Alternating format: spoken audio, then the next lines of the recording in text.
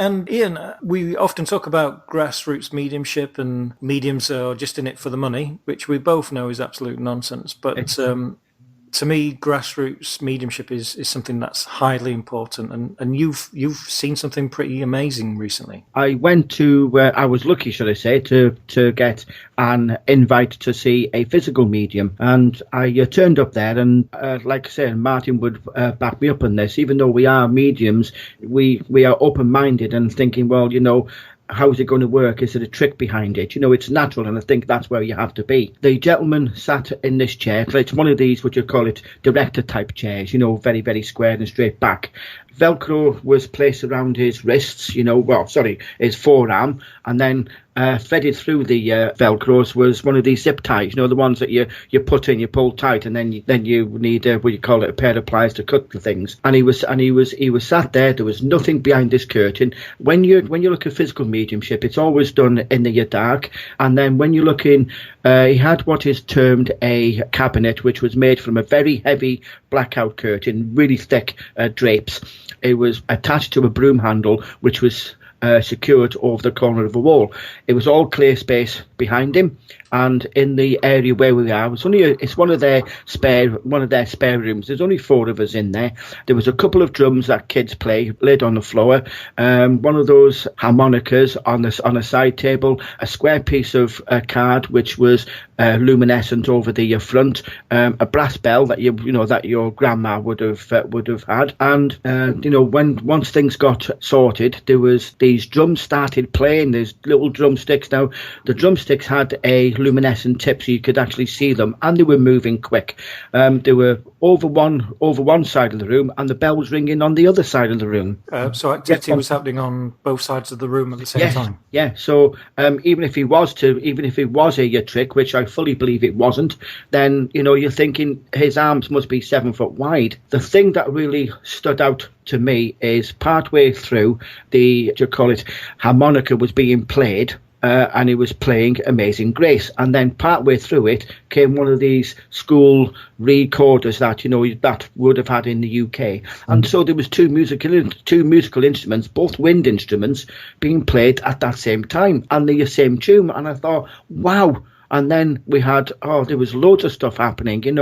One thing that really piqued my, interest. Now, this curtain was one complete fabric. It was no parting in it at all.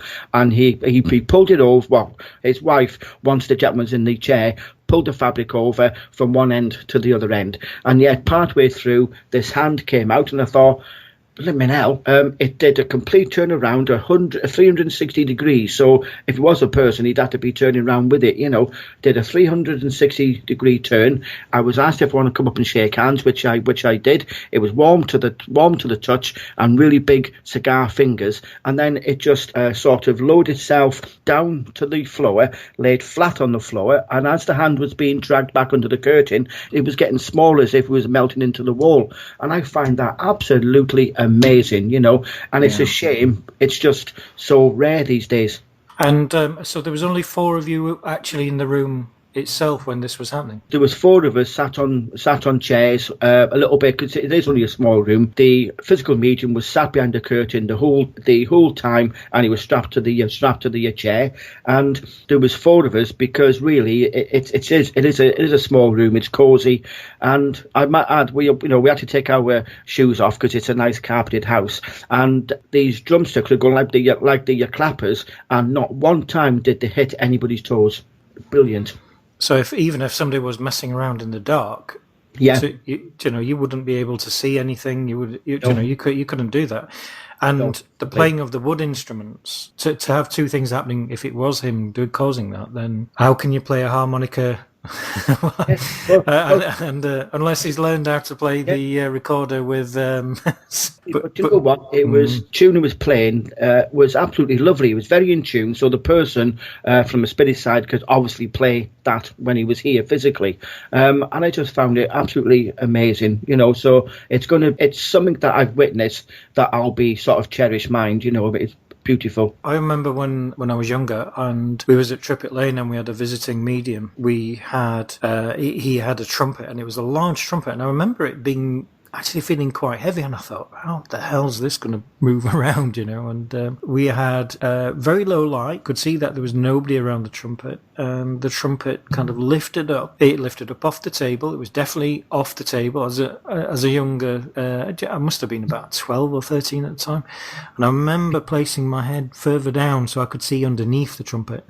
And then very slowly a woman's voice came out of the trumpet, and it was mind-blowing, utterly mind-blowing. And it's physical mediumship is just something transcends experience, really, because when you see something like that, you just kind of, it takes you out of the norm, and then you realize that these four walls, that there is actually something else here. There's another level.